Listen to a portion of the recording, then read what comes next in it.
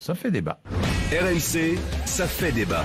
Nos enfants ont-ils trop facilement accès à la pornographie sur Internet? Ça fait débat, pourquoi?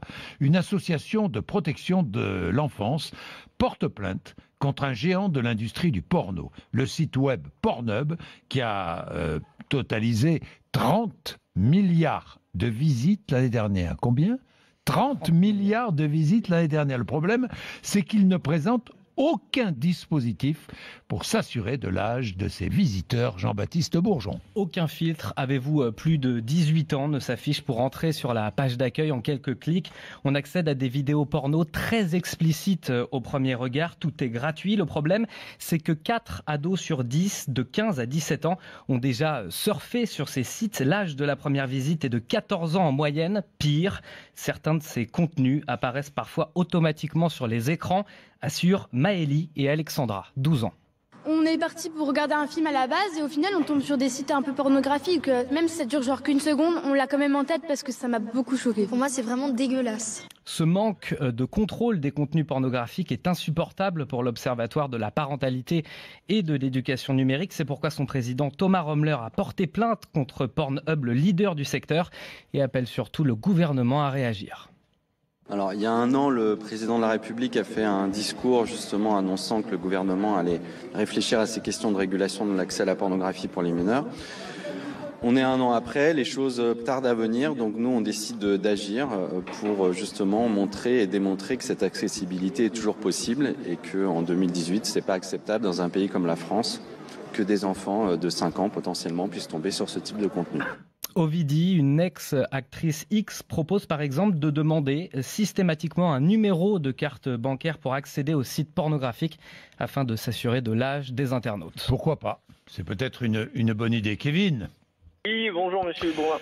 Bonjour Kevin, vous êtes à Laval en Mayenne, hein, c'est cela? Tout à fait, sous la pluie, sous le vent. Alors, que dites-vous de votre côté?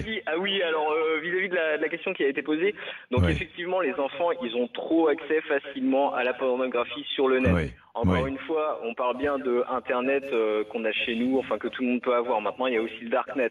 Il faut savoir que Internet, auquel le plus grand public y a accès, ça représente à peu près, je crois, 25 ou 15% de vraiment Internet, ce que représente.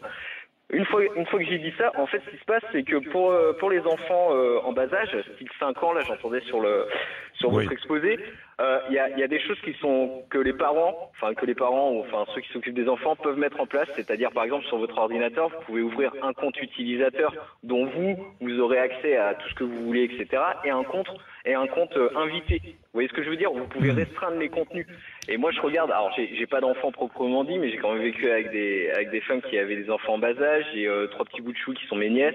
Enfin voilà, il y a des fois, elles passent à la maison, on regarde un dessin animé ou quoi que ce soit, où elles ont accès à mon ordinateur, elles ont un compte invité où j'ai tout verrouillé pour éviter qu'elles tombent sur des sites totalement dégueulasses. Ça, on est d'accord. Maintenant, quand j'entends qu'il y a une petite fille qui était tombée pour regarder quelque chose sur Internet, qui est tombée sur un site pornographique, enfin qui est tombée sur une pub pornographique, elle a dû aller sur un site qui n'était pas officiel. Et là, la responsabilité, elle vient des parents. Ils doivent verrouiller. Et sincèrement, c'est facile à faire. Je crois que votre fils, il joue à Fortnite. Il joue à Fortnite. Bien sûr. Sur PC ou sur console? Il est sur console. Il est sur console, donc les consoles c'est plus verrouillé que les ordinateurs, je vous l'accorde.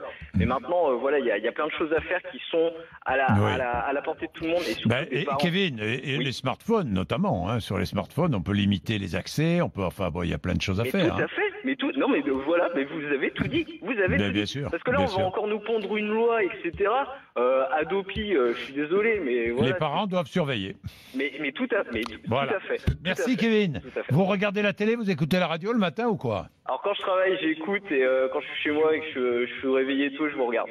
Bon, d'accord. Et j'adore vos nouveaux studios, ça claque. Franchement, ça claque, oui. Non, mais ça, c'est sûr, ça claque.